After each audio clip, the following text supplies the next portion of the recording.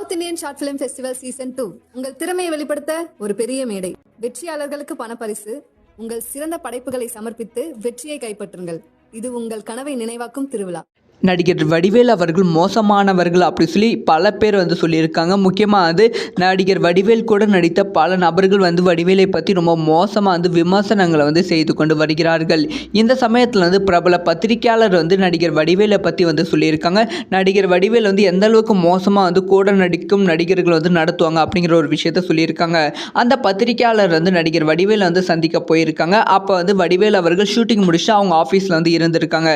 So Vadivel shooting முடிச்சுட்டு ஆஃபீஸில் இருந்த உடனே அவங்க கூட நடித்த நடிகர்களும் அந்த ஆஃபீஸுக்கு வெளியே நின்று இருப்பாங்க. அப்போ திடீர்னு வடிவேல் அவர்களோட பிஏ வெளியே அவங்க நிற்கிறாங்களா இல்லையா அப்படி பார்த்துட்டு போவாங்களாம். ஸோ அதுக்கப்புறமா கொஞ்ச நேரம் கழித்து வடிவேல் அவர்கள் அவங்க வீட்டுக்கு போயிடுவாங்க. அப்போ நான் கேட்டேன், ஸோ கூட நடிக்கும் நடிகர்களை பற்றி ஏன் அடிக்கடிக்கு பார்த்துக்கிட்டே இருக்காங்க உங்களை அப்படி சொல்லி கேட்டேன். அதுக்கு அவங்க சொன்ன விஷயம் என்னென்னா, ஸோ வடிவேல் அவர்கள் இந்த மாதிரி நாங்கள் நின்றுக்கிட்டே இருக்கணும் அப்படின்னு நினைப்பாரு. எங்களை உட்காரக்கூடாது அப்படின்னு நினைப்பாரு. அங்கே இருக்கும் தண்ணி டேங்க் மேலே கூட சாஞ்சு நிற்கக்கூடாது அப்படின்னு நினைப்பாரு. அப்படி நாங்கள் தெரியாமல் சாஞ்சி நின்றுட்டாலோ இல்லை கால் வலிக்குது அப்படி குனிஞ்சு நின்றுட்டாலோ இல்லை உட்காந்துட்டாலோ வடிவேல் அவர்கள் அடுத்த நாள் ஷூட்டிங்க்கு எங்களை கூப்பிட மாட்டாங்க. ஸோ அதனால தான் நாங்கள் நின்றுக்கிட்டே இருக்கோம் அப்படிங்கிற ஒரு விஷயத்த சொல்லியிருக்காங்க. அதனால் வடிவேல் அவர்கள் இந்த அளவுக்கு மோசமானவர்களா அப்படிங்கிற ஒரு விஷயத்த அந்த பத்திரிகையாளர் சொல்லியிருக்காங்க. ஸோ வடிவேலை பற்றி நீங்கள் என்ன நினைக்கிறீங்க அப்படிங்கிற விஷயத்த மறக்காமல் கமெண்ட்டில் லீவ் பண்ணுங்கள்.